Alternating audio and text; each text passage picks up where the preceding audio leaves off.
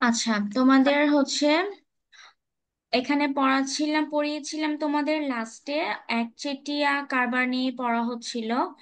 আজকে দেখি একচেটিয়াটা শেষ করতে পারি কিনা, এটা অনেক বড় একটা পার্ট এখানে। তোমাদের পড়িয়েছিলাম চ্যাপ্টার নং কত ম্যাম? আহ কি বলো? চ্যাপ্টার নং কত? চ্যাপ্টার হচ্ছে, তোমাদের তো চ্যাপ্টার বললে মিলবে না, মিলাবা জাস্ট একচেটিয়া কারবার, এটা তো আছে তোমাদের। তুমি কোন ডিপার্টমেন্ট? অ্যাকাউন্টিং। হ্যাঁ, অ্যাকাউন্টিং এ আছে, আমি দেখেছি তোমাদের সাজেশনটা, আমি দেখেছি আছে। একচেটিয়ার টপিকটা দেখবে। এখন আমার বইয়ে 7 অধ্যায়, তোমাদের এক একটা বই, এক এক ডিপার্টমেন্টের বই এক এক অধ্যায় থাকতে পারে। সো তোমরা জাস্ট দেখবা বইতে একচেটিয়া কারবার বা বাজার নিয়ে একটা চ্যাপ্টার থাকবে, সেগুলোর ভিতরে টপিকে দেখবা একচেটিয়া কারবারের স্বল্পকালীন ভারসাম্য, দীর্ঘকালীন ভারসাম্য, এগুলা নিয়ে আলোচনা করা আছে। সেই টপিক ওয়াইজ হচ্ছে তোমাদের যেগুলা ইম্পর্টেন্ট, এক্সামে আসার মতো সেগুলা নিয়ে পড়ানো হয়। রিটেনে টিকতে আচ্ছা, হবে নাকি? তোমাদের কিন্তু সবাই এখন একটু মিউট থাকে, প্রশ্ন আমি আপনি লাস্টে নিব।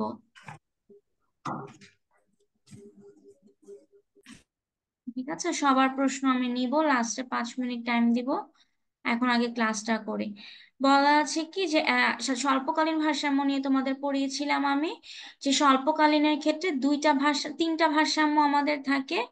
একটা অস্বাভাবিক, একটা হচ্ছে এই যে ক্ষতি লোকসান, আর একটা হচ্ছে কি স্বাভাবিক। তোমাদের বুঝিয়েছিলাম দুইটা, স্বাভাবিক মুনাফাটা দেওয়ার জন্য আর হচ্ছে অস্বাভাবিক মুনাফার দুইটা চিত্র আমি বলেও দিয়েছি, এবং ব্যাখ্যা করাও আছে, তোমাদের প্রিভিয়াস ক্লাসগুলো দেখলে ক্লিয়ার হবা। আরেকটা কথা হচ্ছে যে একচেটিয়া কারবারের একটা হচ্ছে স্বল্পকালীন আর একটা হচ্ছে দীর্ঘকালীন, দুইটা। এখন স্বল্পকালীনের মধ্যে তিনটা ভারসাম্য। একটা কি কি বললাম হচ্ছে, একটা অস্বাভাবিক মুনাফা, একটা ক্ষতি, আর একটা হচ্ছে স্বাভাবিক মুনাফা। বাট একচেটিয়া কারবারের দীর্ঘকালীন ভারসাম্য, এটা আজকের আলোচনার টপিক। একচেটিয়া কারবারের দীর্ঘকালীন ভারসাম্য যখন বলবে, লং টার্ম, তখন এখানে হচ্ছে আমাদের একটাই থাকবে, ঠিক আছে? সেই একটা হচ্ছে কি, এই যে স্বাভাবিক মুনাফা, ঠিক আছে?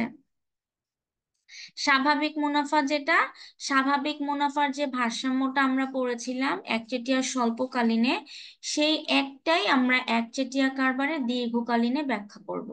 এখানেই জাস্ট পার্থক্য।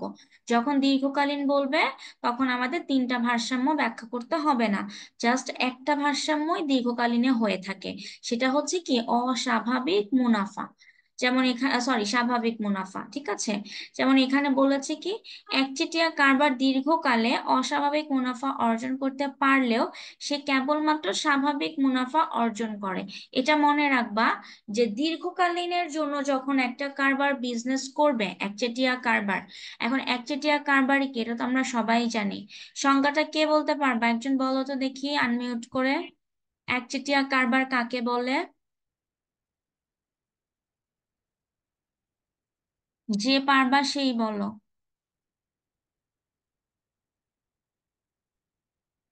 কেউ একটি পারবা না? দ্রব্যের এককে হ্যাঁ, একচেটিয়া কারবার বলে। তাকে আরেকবার বলো। একটি দ্রব্যের একক বিক্রেতা থাকলে তাকে একচেটিয়া কারবার বলে। হ্যাঁ, ভেরি গুড, ঠিক আছে। যে একজন মাত্র বিক্রেতা থাকবে, এবং আরেকটা কিন্তু আছে যে এখানে কিন্তু কোনো বিকল্প পণ্য থাকবে না, এটা আমরা পড়েছিলাম। এবং ক্রেতার সংখ্যা কিন্তু এখানে অনেক থাকতে পারে, কিন্তু বিক্রেতা কি থাকবে, একক বিক্রেতা বা একজন বিক্রেতা থাকবে। শুধু একজন পারলো, আর কি বাকিরা পড়োনি? যদি তোমরা না পড়ো তাহলে কিন্তু এই যে আমি যে এই চিত্রটিত্র ব্যাখ্যা করবো, তোমরা কিছুই বুঝবা না। ঠিক আছে, তোমাদের এগুলো পড়তে হবে। ভারসাম্য, দুইটা ভারসাম্য ছিল, ঠিক আছে? কে বলতে পারবে? আমি একজনকে প্রশ্ন করি, দেখি পারবা কিনা। ওকে, আনিকা মনি, বলো তো, দুইটা ভারসাম্য পড়িয়েছিলাম, ভারসাম্য শর্ত দুটা বলতে পারবা কি কি? কি কি ভারসাম্য থাকে যেটার ভিত্তিতে আমরা চিত্র অঙ্কন করি, বলো তো?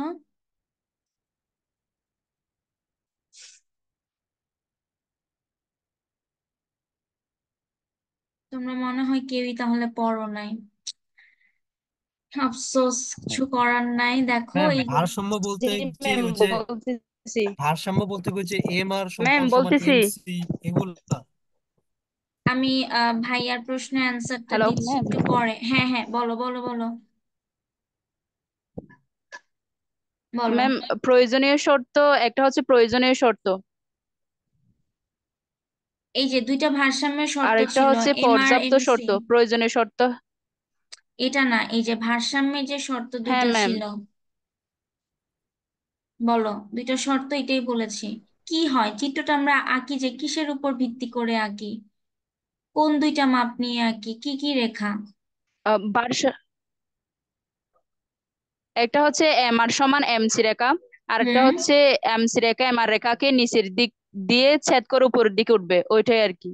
হ্যাঁ ঠিক আছে, এই যে এই দুইটা শর্তের কথাই আমি বলছিলাম, যে এই দুইটা শর্ত যদি আমরা না পারি, তাহলে কিন্তু আমরা ভারসাম্যে কোনো চিত্রই আঁকতে পারবো না। আচ্ছা এবার বলো, ভারসাম্য নিয়ে কে প্রশ্ন করলা? একটা ভাইয়া প্রশ্ন করেছো, বলো তো কি বলেছো। ম্যাম আমি এটাই বলতে চাইছিলাম যে যে এম আর সমান এম সি, এই যে মানে এগুলো হ্যাঁ হ্যাঁ, কিনা আর কি। ঠিক আছে, এটাই ওকে। আচ্ছা, অনেকে পড়েছো, good, very good, thank you যারা পড়েছো। আর হচ্ছে একজন কি বলেছো দেখি, এই সাবজেক্ট যতই পড়ে না, ভুলবা কেন তোমরা যদি এটা কিন্তু ইজি, ঠিক আছে। তোমরা যদি কি বলে, এই শর্ত দুইটা পারো এবং চিত্র 2-3 বার প্র্যাকটিস করো, আমার মনে হয় 2 বার আঁকলে তোমাদের এর থেকে বেশি প্র্যাকটিসের প্রয়োজন নাই, তোমরা এভাবেই পারবা। একজন আমাকে SW পাঠিয়েছে, আমি বলেছিলাম চিত্রটা একে পাঠানোর জন্য, একজন আমাকে পাঠিয়েছে, আর কাউকে আমি দেখলাম না, কেউ করেনি মনে হয়। প্র্যাকটিস যদি করো তাহলে অবশ্যই পারবা, ভুলবা না। আর এই শর্ত দুইটা ম্যাম অবশ্যই অবশ্যই হোমওয়ার্কটা মনে কোথায় দিতে হবে? রাখতে হবে। হোমওয়ার্ক গ্রুপে দিতে পারো, গ্রুপে বা আমাকে ইনবক্সও দিতে পারো, কোনো সমস্যা নেই, এক জায়গায় দিলেই হবে। ঠিক আছে। ম্যাম আপনার ফেসবুক আইডির ইনবক্সে। হ্যাঁ, ওটার ইনবক্স আছে, তারপরে তোমাদের যে গ্রুপ আছে, মেসেঞ্জার গ্রুপ, সেখানেও দিতে পারো নাম মেনশন করে, তাহলে আমি সেটা চেক দিতাম। একজনই করেছে আমি দেখেছিলাম। আর যত প্র্যাকটিস করতা তত তোমাদের জন্য ইকোনমিক্স বোঝাটা ইজি হতো। আচ্ছা, যারা পেরেছো তাদের খুবই থ্যাংক ইউ, যে এই জিনিসটা যদি না পারো তাহলে তোমরা চিত্র আঁকতে পারবা না। তাহলে দেখো, এখন আমরা আজকে টপিকটা হচ্ছে দীর্ঘকালীন ভারসাম্য নিয়ে। তাহলে দীর্ঘকালীন ভারসাম্যতে আমরা কি জানতে পারলাম, যে এখানে একটা ভারসাম্য অর্জিত হবে, সেটা হচ্ছে স্বাভাবিক ভারসাম্য, যেটা আমরা গত ক্লাসে পড়েছিলাম, ঠিক আছে। চিত্রটাও সেম। এখন একটা কথা হচ্ছে যে স্বাভাবিক ভারসাম্যর ক্ষেত্রে কিন্তু আমাদের কোনো মুনাফা অর্জন হবে না। নর্মালি আমাদের চিত্রটাতে কিন্তু এই যে এখানে একটা দামের মূল্য থাকে, আর এখানে কি মুনাফা হয়। আর একচেটিয়ার যখন আমরা স্বাভাবিক মুনাফা করব, তখন কিন্তু আমাদের এখানে কোনো মুনাফা থাকবে না, কারণ মুনাফাটা কিন্তু তখন আমাদের কি হবে, জিরো থাকবে, ঠিক আছে, লাভ হবে না, শূন্য হবে, আয় ব্যয় সমান হবে। তাহলে দেখো, এটা কিন্তু একদম সেম ওইটার মতোই, একদম কপি, কোনো পার্থক্য নাই। তাহলে এখানে আমরা জাস্ট কি করেছি, যখন আমরা জানবো যে স্বাভাবিক মুনাফা হবে, তখন আমাদের একটা যে এই যে আমাদের AC রেখাটা, এটা কি হবে, এই যে উপর দিক থেকে এখান থেকে যাবে, ঠিক আছে। এই AR রেখার উপর দিক থেকে, এটা হচ্ছে রাউন্ড করে আমরা এই কার্ভটা অঙ্কন করব, যে উপর দিক থেকে যখন বলবে যে স্বাভাবিক ভারসাম্য তখন, ঠিক আছে। স্বাভাবিকের ক্ষেত্রে কিন্তু এটা মনে রাখতে হবে। আর এখানে তোমরা আরেকটা জিনিস দেওয়ার চেষ্টা করবা, এই যে যখন তোমাদের শর্ট টার্ম বলবে তখন শর্ট টার্ম দিবা, যখন লং টার্ম বলবে তখন লং টার্ম দিবা। এখানে দীর্ঘকালীন ভারসাম্য আছে, সেখানে না, এখানে এল হবে, ঠিক আছে, এল হবে, এখানে ভুল আছে, এল হবে। এটা কিন্তু তোমাদের আগেরটার মতোই সেম। আচ্ছা, SMC হচ্ছে, দেখো SMC না, এখানে এখানে হবে তোমাদের LAC আর LMC, ঠিক আছে, একটু কারেকশন করে নিও। আর দেখো, AC হচ্ছে কি, আমাদের এভারেজ কস্ট, আমরা বলি যে আমাদের গড় ব্যয়। আর হচ্ছে এই যে এমসি হচ্ছে প্রান্তিক ব্যয়, মানে মার্জিনাল কস্ট। আর হচ্ছে কি, এভারেজ রেভিনিউ, গড় আয়। আর হচ্ছে মার্জিনাল রেভিনিউ বা হচ্ছে প্রান্তিক আয়। এই হচ্ছে আমাদের এগুলার ফুল মিনিং। আর এস থেকে বোঝায় শর্ট টার্ম, আর এল দিয়ে বোঝায় লং টার্ম, মানে দীর্ঘকালীন আর স্বল্পকালীন। যখন তোমরা দীর্ঘকালীন আঁকবা তখন এল দিবা, যখন স্বল্পকালীন আঁকবা তখন এস দিয়ে দিবা, ব্যাস এই পার্থক্য। এখানেও সেম দেখো, ও এক্স উৎপাদন আমরা ধরেছি এই যে ও এক্স বরাবর উৎপাদন, আর ও আই বরাবর আমরা ধরেছি কি আয় এবং ব্যয়, এই যে আয় ব্যয় বা দাম, এই তিনটার একটা তোমরা দিতে পারো যে যেটা দাও। তারপরে আমরা কি করবো, এখানে একটা বিন্দু নিব ডিরেক্ট। আঁকার নিয়মটা কি দেখো, প্রথমে এভাবে করে একটা এল তো আমাদের আঁকতেই হবে, শেষ ভাবে আঁকতে গেলে ম্যাপ মানচিত্র হয়ে যাবে।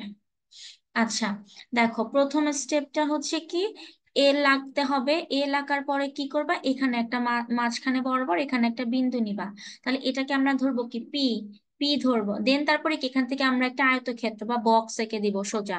আর তারপরে আমরা জানি যে এটার উপরের বিন্দু থেকে কি হয়, এখান থেকে হচ্ছে আমার একটা রেখা যায় উপরে এ আর, যেটা আমার ভারসাম্য শর্ততেই বলা আছে যে এ আর উপরে যাবে, মানে এভারেজ রিটার্ন গড় আয়। আর এম আর হচ্ছে কি এ আর এর নিচের দিক থেকে অবস্থান হবে, এই যে এম আর, ঠিক আছে এইটা। আর এখানে আমাদের আরেকটা আমরা শর্ত পড়েছি কি, এই যে এম আর রেখাকে, এই এনসি রেখাটা কি করবে, নিচের দিক থেকে ছেদ করে উপরের দিকে উঠে যাবে। তাহলে এই যে বিন্দুটাতে এখানে আসবে, এই বিন্দুটাতে আমরা বলবো কি এটাকে ই বিন্দু, মানে ভারসাম্য বিন্দু ই, ঠিক আছে। কারণ এখানে হচ্ছে কি আমাদের আয় আর ব্যয়টা কি হয়েছে, সমান হয়েছে। আর এই যে উপর থেকে যে কার্ভটা যাবে, এটা মনে রাখবা যে যখন আমরা স্বাভাবিক মুনাফা করব, তখন কিন্তু আমরা এই কার্ভটা এর উপর থেকে, মানে এভারেজ রেভিনিউ, ঠিক আছে, ওইটাকে ছেদ করে আমরা উপর দিকে এসি রেখাটা নিব। এখানে হচ্ছে আমাদের একটু পার্থক্য আছে কিন্তু চিত্রটার ক্ষেত্রে।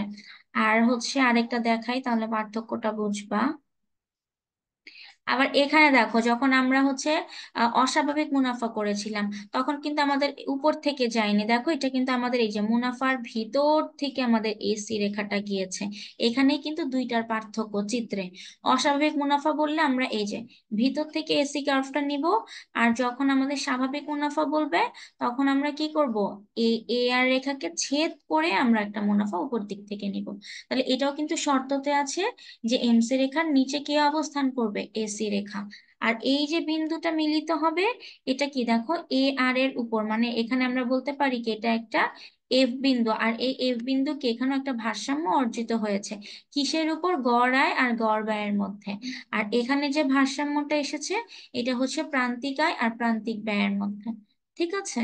তাহলে দেখো কি হয়, ভারসাম্য বিন্দু যদি আমরা ই কে ধরি, এই যে ই কে যদি ভারসাম্য বিন্দু ধরি, তাহলে কি আসবে, ও এম, আর ভারসাম্য দাম হচ্ছে ওপি। এই যে ও এম পরিমাণ উৎপাদন, আর ওপি পরিমাণ হচ্ছে কি আমাদের দাম। কারণ এই দামের জন্য, এই উৎপাদনের এতটুকু উৎপাদন করলে আমাদের কি এতটুকু দাম অর্জন হচ্ছে, তাহলে এই দামের জন্য এতটুকু উৎপাদন, এই হচ্ছে এটার কথা। তারপর মোট আয়। এখন তুমি জানো তোমার উৎপাদন এত, তোমার ব্যয় এত, তাহলে এখন তোমার মোট আয় কত হবে, টোটালটা, এই যে বক্সটা, টোটালটা হচ্ছে কি তোমার মোট আয়। কারণ দেখো এখানে আয় রেখাও গিয়েছে, আবার ব্যয় রেখাও গিয়েছে, দুইটাই গিয়েছে, দেখো দুইটা বিন্দুই কিন্তু ছেদ করেছে, একটা আয় একটা ব্যয়। তাহলে কি হচ্ছে আমাদের, OPFM, দেখেছো ওই যেখানে কিন্তু সেটাই আছে, OPFM বা OMFP একই কথা, তুমি যেভাবেই নাও, OAMFP OPFM একই কথা। এটাকে যদি তুমি মোট আয় ধরো, তাহলে তোমার মোট ব্যয়ও কিন্তু এটাই হবে, OPFM। কারণ এখানেই কিন্তু আমার ব্যয় রেখা, এখানেই কিন্তু আমার আয় রেখা। এখন কথা হচ্ছে একটা আমার আয়কে ছেদ করবে, একটা কি করবে, ব্যয়কে ছেদ করবে। এটাই হচ্ছে আমাদের পার্থক্যের বিষয়। আর এখানে কিন্তু দেখো একটু ভুল আছে ওই আগেরটার মতোই, OMFP, ঠিক আছে, ইপি না, আমরা এফপি দিয়ে করব, TR - TC, মানে কি, এটা কিন্তু আমি আগেও আলোচনা করেছিলাম গত ক্লাসে, তবে সেটা স্বল্পকালীনের ছিল, আজকে দীর্ঘকালীনের আলোচনা হচ্ছে, কিন্তু একই চিত্র কিন্তু একই হবে। তাহলে দেখো টিআর ম্যাম মাইনাস টিসি, একটু একটু পরে নিচ্ছি প্রশ্ন। দেখো TR - TC হলে তুমি এটাকে কি ধরলা, মোট আয় মোট ব্যয় ধরলা, এই চারটাকেই কিন্তু, এই আয়তটাকেই কিন্তু ধরলা। কারণ এটা তোমার উৎপাদন, এটা তোমার দাম, ঠিক আছে, এটা তোমার ব্যয় বিন্দু, এটা তোমার আয় বিন্দু, এটা তোমার হচ্ছে গড় ব্যয়, এটা তোমার গড় আয়, ঠিক আছে। তাহলে এই মাঝখানে যেটা অর্জিত হলো আমাদের ভারসাম্যের কারণে, এটাকে আমরা বলতে পারি কি এখানে কোনো মুনাফাই অর্জিত হয়নি, কারণ আমার আয় যা, আমার ব্যয়ও কিন্তু তাই হয়েছে। তো এখানে কি হয়েছে, স্বল্পকালে আমাদের স্বাভাবিক মুনাফা অর্জন হয়েছে। মানে O M F P, O M F P minus O M F P, F P দিবা, এফ হবে O M F P, O M F P সমান সমান কি হবে, জিরো। আর জিরো যখন হবে তখনই আমাদের স্বাভাবিক মুনাফা অর্জন হবে। ঠিক আছে, এখন প্রশ্ন করো, কে করেছো বলো। ম্যাম এখানে ও ম্যাম এক্স মানে ও এক্স ভূমি রেখায় ওইটা কি উৎপাদন হবে নাকি উপাদান হবে? না, এটা উৎপাদন হবে, উৎপাদন, ঠিক আছে, উপাদান না, উৎপাদন দিবা, উৎপাদন বা বিক্রয় দুইটার একটা দিলেই হবে। ওকে। ম্যাম একটা আর প্রশ্ন ছিল, এ আর যদি ভারসাম্য রেখা হয় তাহলে এফ বিন্দু তো ভারসাম্য বিন্দু হওয়ার কথা ছিল। কোনটা বলো। আপনি বললেন হচ্ছে এ আর রেখা হচ্ছে ভারসাম্য রেখা। না না, এ আর রেখা ভারসাম্য রেখা না তো, এ আর রেখা হচ্ছে তোমার গড় আয় রেখা, ঠিক আছে, এটা গড় আয়, এটা ভারসাম্য রেখা না, এটা তোমার ভারসাম্য বিন্দু। এম আর ভারসাম্য বিন্দুটা কখন হবে, যখন তোমার আয় আর ব্যয় সমান হবে। তাহলে দেখো, এম আর যদি তোমার আয় হয়, আয় রেখা হয়, আর এম সি যদি তোমার ব্যয় রেখা হয়, তাহলে এই যে এখানে যে মিলিত হচ্ছে, এই যে এখানে, এটা কি, এটা হচ্ছে আমার উৎপাদনের জায়গাটা, ঠিক আছে, এই যে ও এম পরিমাণ উৎপাদনের জন্য ও ই পরিমাণ, তাহলে এইটা হচ্ছে আমার ভারসাম্য বিন্দু। এটা ভারসাম্য রেখা না তো, বুঝতে পেরেছো। আর ম্যাম এমসি তাহলে হচ্ছে অস্বাভাবিক মুনাফা না স্বাভাবিক মুনাফার ক্ষেত্রে? কোনটা, এই যে এস এম সি বলছো। জি ম্যাম। এখানে এস এম সি যখন দিবা তখন হচ্ছে তোমরা শর্ট টার্মের ক্ষেত্রে দিবা। এটা তোমরা স্বাভাবিক অস্বাভাবিক দুইটাতে সেমই হবে। এটা হচ্ছে স্বল্পকালীনের তোমাদেরকে আইডেন্টিফাই করার জন্য এটা দিয়েছে যে শর্ট টার্মের জন্য, কিন্তু এখানে একটু ভুল আছে, এখানে এল এম সি হবে, লং টার্ম হবে, ঠিক আছে, লং আর টার্ম ম্যাম বা যেটা লং রান। অস্বাভাবিক মুনাফার এটা হচ্ছে কার্ভ। স্বাভাবিক, এটা হচ্ছে স্বাভাবিক মুনাফার ক্ষেত্রে এতটুকু মনে রাখবা, উপর থেকে যখন এস এসি বাদ দাও, এসি রেখাটা যখন উপর দিক থেকে যাবে তখন হচ্ছে স্বাভাবিক মুনাফা। যখন হচ্ছে এই যে এরকম একটা ভিতর দিক থেকে আরেকটা এসি রেখা যাবে, তখন ওইটা হচ্ছে অস্বাভাবিক মুনাফা। ক্লিয়ার হয়েছে। জি ম্যাম। ঠিক আছে, আরেকবার একটু বাসায় দেখবা, তাহলে দেখবা দুইটা চিত্র পার্থক্যটা দেখবা, ক্লিয়ার হয়ে যাবা। এখান থেকে আমাদের দুইটা রেখার মতো যাবে। একটা হচ্ছে যখন অস্বাভাবিক হবে তখন তো আমাদের দুইটা দাম দেখাতে হবে, এটা তোমরা একটু মাথায় রাখবা, যে অস্বাভাবিক বলতে কি তোমার মুনাফাটা বেশি দেখাতে হবে, এই তাহলে কি অতিরিক্ত মুনাফা দেখাতে হবে এক কথায়, তাহলে তখন তোমার একটা দামের পরিমাণও দুইটা হবে, দুইটা দামের পরিমাণ হবে এইখানে এরকম, তখন তোমার এই যে এই জায়গাটাকে তুমি অস্বাভাবিক মুনাফা দেখাবা।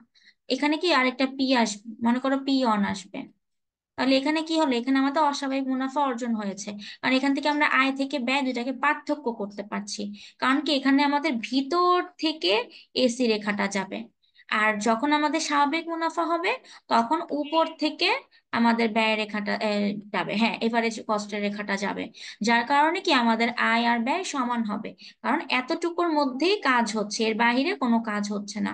সো এটাই আমাদের আয়, এটাই আমাদের ব্যয়, এটাই আমাদের মুনাফা, জিরো। ম্যাম অস্বাভাবিক মুনাফার ক্ষেত্রে কি মানে আয় আর ব্যয় তখন আলাদা হবে? এখানে তো আয় আর ব্যয় সেম হয়েছে যেমন। হ্যাঁ, তখন আয় আর ব্যয় আলাদা হবে, এই যে তোমাদের তো এটা আগে পড়িয়েছিলাম, দেখিয়ে নিচ্ছি। ও, এখানে নাকি অন্য পিডিএফ এ, ও এখানেই দেখো, এই যে দেখেছো, এই যে দেখো, এটা ভিতর থেকে যাচ্ছে এসি রেখাটা, এই যে এসির দিকে ফলো করবা। এতক্ষণ কি ছিল, উপরে ছিল না এভাবে, হ্যাঁ এখানে ছিল, আর এখন দেখো ভিতর থেকে যাচ্ছে, এখানে কিন্তু দুইটা, এই যে পি টি আর কিউ, এখানে কি হবে জানো, এখানে হবে O P Q M minus O T R M, minus করলে যেটা বের হবে পি টি কিউ আর, এই পি টি কিউ আর এর এই জায়গাটা হচ্ছে আমাদের অস্বাভাবিক মুনাফা। গত ক্লাসের ভিডিওটা দেখবা, ঠিক আছে, সেখানে অস্বাভাবিক মুনাফা নিয়ে আলোচনা করেছি, সেটা দেখলে ক্লিয়ার হয়ে যাবা। দুইটা একটু তার মানে উপর থেকে যেটা পার্থক্য যাবে সেটা হচ্ছে আছে। স্বাভাবিক মুনাফা। আরেকবার বলো, উপর থেকে। ম্যাম তার মানে উপর দিকে যে রেখাটা হবে সেটা হচ্ছে উপর দিকে যেটা থাকবে এই চিত্রে সেটা হচ্ছে স্বাভাবিক মুনাফা। আর ভিতর স্বাভাবিক থেকে যেটা মুনাফা, যাবে সেটা অস্বাভাবিক। অস্বাভাবিক মুনাফা, হ্যাঁ, এখানেই হচ্ছে পার্থক্য, চিত্রতেও পার্থক্য, তারপরে তোমাদের যে এখানে একটা কি বলে যে সম্পাদ্যর মতো যে এই মাইনাস টাইনাস করবা চিত্রের এই গাণিতিক ব্যাখ্যা, এটাও তোমাদের দেখবা পার্থক্য থাকবে। তখন তখন এই যে দুইটা রেখা থাকবে, দুইটা পি এর মান থাকবে। আর উপর থেকে গেলে হচ্ছে আমাদের স্বাভাবিক, আর নিচ থেকে যখন যাবে তখন হচ্ছে এটাকে বলা হয় অস্বাভাবিক। এই হচ্ছে দুইটা চিত্রের মধ্যে আমাদের পার্থক্য, আর বেশি কিছু পার্থক্য নাই। তবে দীর্ঘকালীনটা যখন আসবে তখন মনে রাখবা, তখন কিন্তু আমাদের অস্বাভাবিক স্বাভাবিক দুইটা ব্যাখ্যা করতে হবে না, কারণ দীর্ঘকালীনের ক্ষেত্রে শুধু স্বাভাবিক মুনাফা অর্জন করে, এটা মনে রাখবা। তখন জাস্ট একটা চিত্র। আর যখন তোমাদের স্বল্পকালীন ভারসাম্য বলবে তখন তোমরা দুইটা দিবা, যেমন অস্বাভাবিকও দিবা, সাথে কি স্বাভাবিকও দিবা। এই হচ্ছে তোমাদের ফুল আমি ক্লিয়ার করে দিয়েছি, ঠিক আছে? এখানে আর কোনো ঝামেলা থাকার ম্যাম কথা না। স্বল্পকালীনে ক্ষতি বা লোকসানের ওইটা দেওয়া হ্যাঁ, লাগবে? ক্ষতি বা লোকসানেরও একটা আছে, এটা আমি তোমাদের স্কিপ করেছি, এটা দরকার নেই, তোমরা এই দুইটা দিলেই হবে। তারপরে যদি তোমরা দেখবা বাসায় একটু দেখতে পারো, কারণ এত চিত্র দেখাইনি, কারণ দুইটাই তোমাদের মানে বুঝতে প্রবলেম হয়ে যাচ্ছে। দুইটা আগে ভালো করে তোমরা দেখো, এই দুইটা দিতে পারলেই আমার মনে হয় ভালো একটা মার্কস পাবা, ঠিক আছে? আর এটা ক্ষতি, এটা আমি তোমাদের স্কিপ করেছি, এটা যদি পরবর্তীতে তোমাদের সময় থাকে এক্সামের আগে তখন আমি তোমাদেরকে এটা একটু ক্লিয়ার করে দেওয়ার চেষ্টা করব। বাট এখন যে তোমাদের সামনে এক্সাম, এই জন্য কি বলে যে সাজেশনের অনুযায়ী কিভাবে তোমাদেরকে মানে এই চিত্রগুলা বুঝিয়ে দেওয়া যায় সেটার জন্য হচ্ছে একটা কি বলে যে দ্রুত ক্লাস হচ্ছে, এটাই। তারপরেও দ্রুত নেওয়া যাচ্ছে না, চিত্র বুঝতে সমস্যা হচ্ছে। কারণ এখানে অনেকে তোমরা আগে ক্লাস করোনি আমার মনে হচ্ছে, অনেকে নতুন না এখানে যারা প্রশ্ন জি করছে। ম্যাম। হ্যাঁ, এই জন্যই ঠিকই আছে। এই ক্লাসগুলো আমি তোমাদের আগে নিয়েছিলাম, অক্টোবর নভেম্বরের দিকে এই টপিকটার উপরে ক্লাস হয়েছিল, তখন এগুলা ডিপলি আলোচনা করা হয়েছে। এই জন্যই তোমাদের প্রশ্ন, বুঝতে পেরেছি। আচ্ছা, এই দুইটা তোমাদের বাসায় পড়া থাকবে, এইটা হচ্ছে তোমরা অবশ্যই পড়বা। আমি নেক্সট ক্লাসে তোমাদের এখান থেকে ধরবো, এই যে যা যা বুঝালাম, দেখবো তোমরা পড়েছো কিনা। আর চিত্রগুলো আঁকবা। ম্যাম কোন দুইটা থাকবে? এই যে একচেটিয়ার স্বল্পকালীন আর হচ্ছে একচেটিয়ার দীর্ঘকালীন। আর চিত্র এঁকে অবশ্যই আমাকে একটু দিবা, ঠিক আছে? আমি চিত্রটা তোমাদের আঁকার প্যাটার্ন ঠিক আছে নাকি সেটা দেখতে হবে। আমি কিন্তু আঁকার সিস্টেমটাও তোমাদেরকে বলে দিয়েছি কিভাবে আঁকতে হবে। সো যারা কি বলে লেটে জয়েন করেছো ওরা ভিডিও রেকর্ডটা দেখে নিও। স্বল্পকালীন আর দীর্ঘকালীন। আচ্ছা, এই ইয়েতে পিডিএফ এ নাই, নেক্সট পিডিএফ এ যাচ্ছে এটাতে।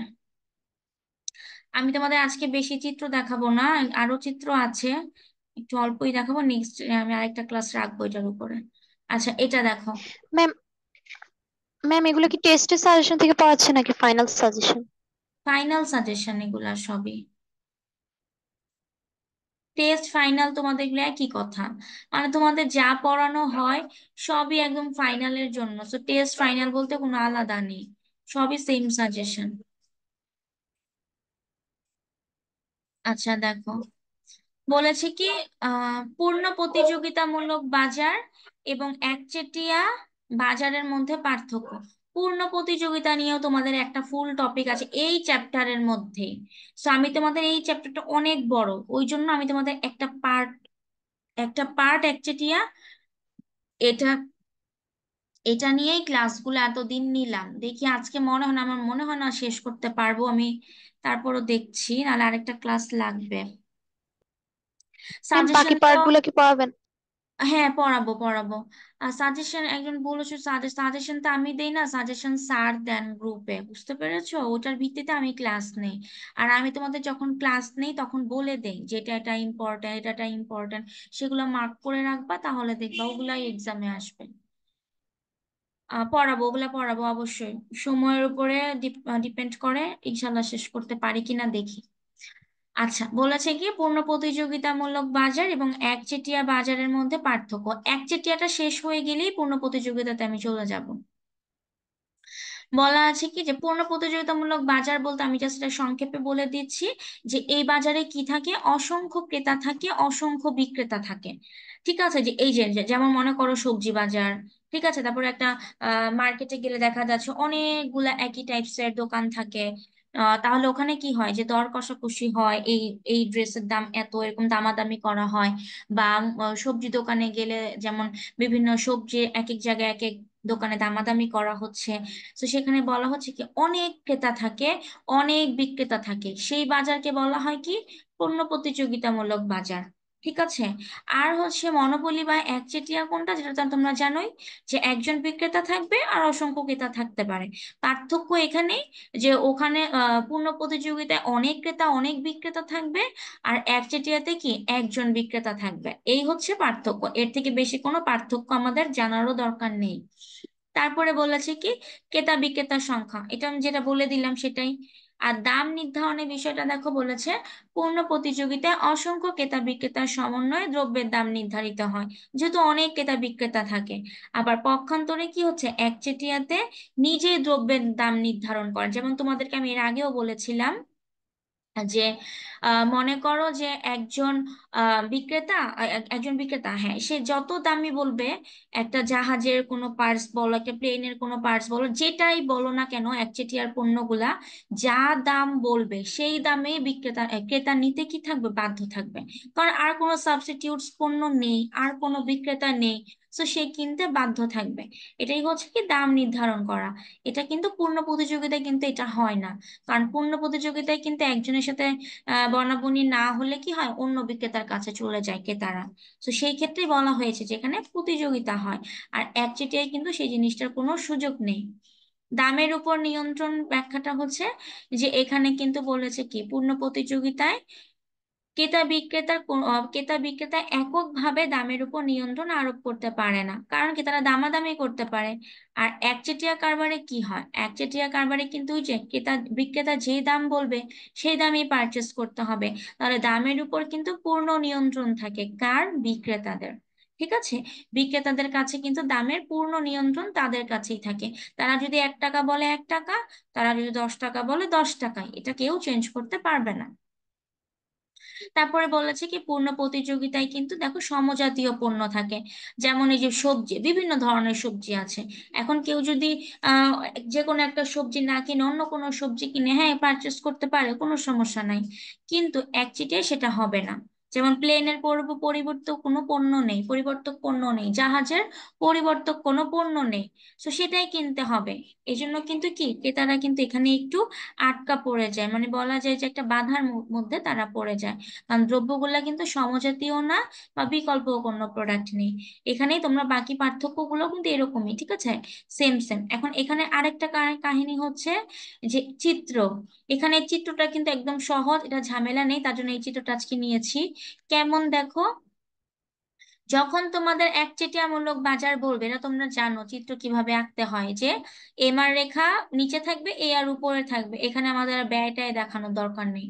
এখানে জাস্ট একচেটিয়া বাজারে আমরা আয়টা দেখাই দিব, যে এই যে এ আর আর হচ্ছে এম আর, আর পিটা কি, পিটা হচ্ছে যে আমাদের দামের পরিমাণ, যেটাকে আমরা দাম ধরি, ঠিক আছে।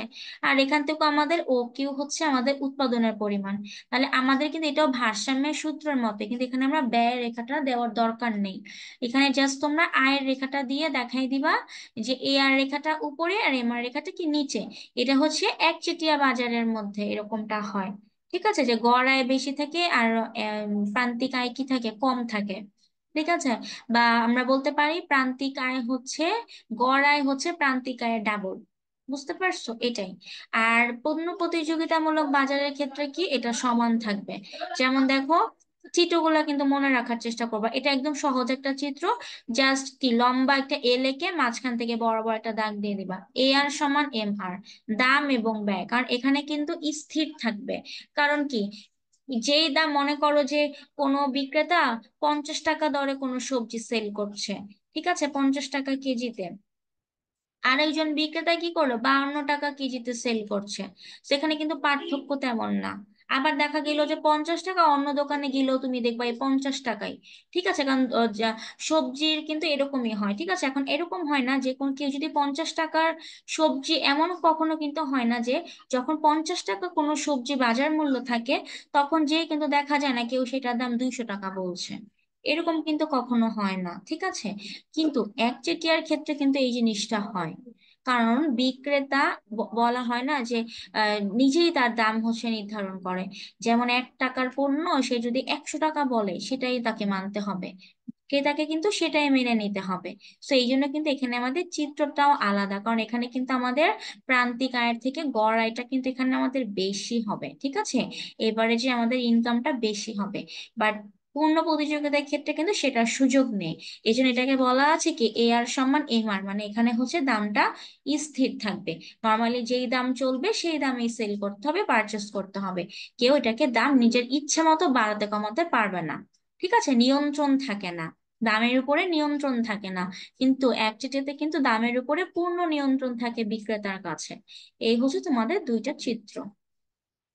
এটা নিয়ে কারো কোনো প্রশ্ন আছে? ম্যাম এখানে একচেটিয়ার ওই চিত্রটাতে পিও রেখাটা কি? এটা দামের পরিমাণ, ঠিক আছে? এটা হচ্ছে দাম, এই যে কতটুকু উৎপাদনের জন্য কতটুকু দাম হয়েছে, বুঝতে পেরেছো? কতটুকু আয় হয়েছে, যেমন এখানে ম্যাম তোমার আয়, এখানে দেখো আমি বলছি, এটা হচ্ছে তোমার দাম, ঠিক আছে? দাম রেখা বলো। এটা হচ্ছে তোমার উৎপাদন রেখা, ঠিক আছে? এটা হচ্ছে তোমার দাম। এখন কথা হচ্ছে কতটুকু উৎপাদনের জন্য তোমার কতটুকু দামে তুমি কতটুকু পরিমাণ উৎপাদন করতে পেরেছো, এবং এইখানে হচ্ছে তোমার এভারেজ আয়টা হয়েছে। আর এই বিন্দুতে তোমার কি হয়েছে, প্রান্তিক আয়টা হয়েছে। হ্যাঁ, এখন বলো কি কোশ্চেন আছে? ম্যাম আপনি বলছেন না ওই যে মানে পূর্ণ প্রতিযোগিতামূলক বাজারে হুম। মানে দর কষাকষি হয়, তো এখানে স্থির কিভাবে হয় স্থির দামটা? বলতে আমি বলছি, স্থির বলতে এই যে যেটা তোমাদের ব্যাখ্যা করলাম, ধরো এখন 50 টাকা রেঞ্জে কোনো সবজি সেল হচ্ছে 50 টাকা দরে। এখন এটার দাম কি কেউ 200 টাকা করতে পারবে? পারবে না। কারণ সব জায়গায় কি 50 টাকা, 52 টাকা, 50 টাকা এরকমই থাকবে। তো এটা কিন্তু নিয়ন্ত্রণটা কিন্তু বিক্রেতার হাতে থাকছে না, কারণ যেই দামে সবজিটা তখন তোমার সেল হচ্ছে ওই দামটাই থাকছে। তো এই জন্য এটাকে স্থির বলা হচ্ছে। নিয়ন্ত্রণ থাকছে না, কিন্তু এখানে দর কষাকষি করা যাচ্ছে, কিন্তু 1 টাকাটা এখানে 100 টাকা চাওয়া যাচ্ছে না। কিন্তু একচেটিয়াতে কিন্তু সেটার কোনো সুযোগ নাই, দামাদামির সুযোগ নাই। একচেটিয়ায় কি হয় সব সময়, একচেটিয়ায় অলওয়েজ কিন্তু আমাদের দামটা 1 টাকাটা 100 টাকাও বলতে পারে বিক্রেতা।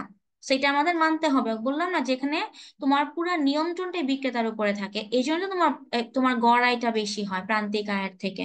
এটা হচ্ছে আমাদের ভারসাম্যের না, মানে একচেটিয়া রুলসটাই এটা, যে তোমাকে গড় আয় বেশি হবে প্রান্তিক আয় থেকে। আর এইটার রুলসটা হচ্ছে কি আমার এ আর এম আরটা সমান হবে, বা আমাদের যে গড় আয় প্রান্তিক আয়টা সবসময় সমান হবে। এটা হচ্ছে স্থির, এই জন্য স্থির বলেছে, যেখানে তুমি দামটাকে ইচ্ছা মতো বাড়াতে পারবা না। আর একচেটিয়াদের ক্ষেত্রে তুমি কি করবা, ইচ্ছা মতো বাড়াতে কমাতে পারবা। ক্লিয়ার হয়েছো? এখানে এই জন্য স্থির, আর ম্যাম হচ্ছে এখানে স্থির নয়, পরিবর্তনশীল। হ্যাঁ বলো। ম্যাম এখানে পূর্ণ প্রতিযোগিতামূলক বাজারে তো মানে ক্রেতা মানে দামাদামি করে তো দাম কমাইতেও পারে, তখন হ্যাঁ, ম্যাম ওটা তো আর স্থির মানে স্থির থাকছে না। তুমি ক্রেতার দিকে বিবেচনা করবা না, তুমি এখানে বিক্রেতার দিকে বিবেচনা করবা, ঠিক আছে? আমরা এখন ক্রেতার দিকে বিবেচনা করে পড়বো না। এই চিত্রগুলো আমরা অঙ্কন করব হচ্ছে বিক্রেতার দিকে বিবেচনা করে। বিক্রেতার ক্ষমতা কতটুকু, তোমার দাম তো এই রেঞ্জ। এখন তুমি একটা জিনিস বুঝো না, যে তুমি 3,000 টাকার ড্রেস, ঠিক আছে, তুমি কি 100 টাকায় বা 500 টাকায় পারচেস করতে পারবা? অবশ্যই পারবা না, তাই না? তো তোমার যেই দামটা থাকবে ওইখানে ওইখানে তুমি মনে করো যে কিছু টাকা তুমি দর কষাকষি করতে পারলা, কিন্তু রেঞ্জটা তোমার সেম থাকবে, এটা তোমার মাথায় রাখতে হবে। তুমি এখানে অতিরিক্ত ইনকামটা করতে পারতেছো না। তোমার যেটা তোমার রেঞ্জে বা যেটা তোমার থাকার সেইভাবেই থাকবে, এই জন্য এটাকে স্থির বলেছে। তুমি দামাদামি করো না, দামাদামি করে কমাও, কত কমাবে? 50 টাকার যেটা যখন সবজি বাজারের দাম দামাদামি করা হয়, এখন 50 টাকার জিনিস কখনো কিন্তু অনেক কমে 10-20 টাকায় কেউ নিতে পারে না। পারে? সেটা পারে না। হাইস্ট কত কমানো যায়, 5 টাকা, 10 টাকা, 15 টাকা। আবার যখন দেখবা যে দ্রব্যমূল্যের ঊর্ধ্বগতি হচ্ছে, তখন কিন্তু ওই রেটের থেকে 1 টাকাও বিক্রেতারা কমাচ্ছে না। সো তোমার এখানে কিন্তু একটা রেঞ্জ থাকছে, আর এখানে কিন্তু তোমার দামের কোনো রেঞ্জ থাকছে না। এখানে ইচ্ছা মতো দাম দিতে পারতেছে। সো আমরা একটা জিনিস খেয়াল করব, আমরা এখানে ক্রেতার দিকটা বিবেচনা করব না, আমরা বিক্রেতার দিকটা বিবেচনা করব। এই জন্য এখানে এ আর সমান সমান এম আর বলা আছে। আর এখানে যেহেতু তোমার দাম আদায়, তুমি অনেক দাম বৃদ্ধি করতে পারছো, এটা একটু আগেই পড়েছো, অস্বাভাবিক মুনাফা, স্বাভাবিক মুনাফা। সেই ক্ষেত্রে কি হবে, এখানে তোমার অতিরিক্ত তুমি মুনাফা অর্জন করতে পারবা, ইচ্ছা মতো তুমি দাম বাড়াতে কমাতে পারবা। ঠিক আছে, এই হচ্ছে এখানে পার্থক্য। আবার যখন পূর্ণ প্রতিযোগিতার পুরো একটা পার্ট পড়বা তখন আরো ক্লিয়ার হবা, এগুলোর আবার দেখবা চিত্র আছে। এতটুকু কনসেপ্ট ক্লিয়ার হয়েছে? কেন স্থির, কেন হচ্ছে পরিবর্তনশীল? জি ম্যাম। এটাই, আর কোনো পার্থক্য নাই। আর হচ্ছে 1 মিনিট 40 সেকেন্ড আছে, জুম অফ হয়ে যাবে, এগুলোর দরকার নেই, জাস্ট এই দুইটা চিত্র দিয়ে দিলেই হবে। আর এই যে পার্থক্যটা, এই যে এখান থেকে অবশ্যই পার্থক্য ছকে দেখাবা, ছকে পার্থক্য দেখানোর পরে চিত্র অঙ্কন করে দিবা। এটা হচ্ছে পার্থক্য। এরকম সিমিলার একটা প্রশ্ন ছিল, দেখি। আচ্ছা, এটা বলে দিই, দেখি 1 মিনিট টাইম আছে। বলেছি কি দেখো, একচেটিয়া কারবারে ফার্ম হলো দাম সৃষ্টিকারী, এটাও একদম ইজি, এটা একদম মানে শর্ট। বলা আছে কি যে এই যে একচেটিয়ার যে কারবার গুলা ওরা দাম সৃষ্টিকারী কেন, এই যে এটা কিন্তু ব্যাখ্যা হয়েই গেছে, ঠিক আছে? এটা তারা তাদের নিজেদের মতো দাম বাড়াতে কমাতে পারে, তাদের কি কোনো বিকল্প পণ্য থাকে না। সো ক্রেতা কি করে, পণ্য পারচেস করতে বাধ্যই থাকে, বাধ্য, সে কিনতেই হবে। এখন যদি 1 টাকারটা 500 বলে, অবশ্যই কিনতে হবে। 10 টাকাটা যদি এখন 5 টাকা বলে, সেটা তার উপরে ডিপেন্ড করে। সেই জন্য বলা হয়েছে একচেটিয়া কারবারকে, সেটা হচ্ছে দাম সৃষ্টিকারী, মানে সে যে দাম বলবে বিক্রেতা, সেই দামে কি করতে হবে, ক্রেতা কিনতে বাধ্য থাকবে। ঠিক আছে? তাহলে আজকে তোমাদের এ পর্যন্তই থাকলো, নেক্সটে তোমাদের আরো 2টা প্রশ্ন মনে হয় থাকতে পারে এই চ্যাপ্টারে। কারো কোনো প্রশ্ন থাকলে করতে পারো। বুঝতে পেরেছো ক্লাস সবাই আজকে? জি মিস। ঠিক জি আছে। ম্যাম, বুঝতে পেরেছি। ওকে, তাহলে আজকে এ পর্যন্তই, সবাই ভালো থাকো, আল্লাহ হাফেজ, আসসালামু আলাইকুম। মিস আসসালামু আলাইকুম। ওয়ালাইকুম আসসালাম।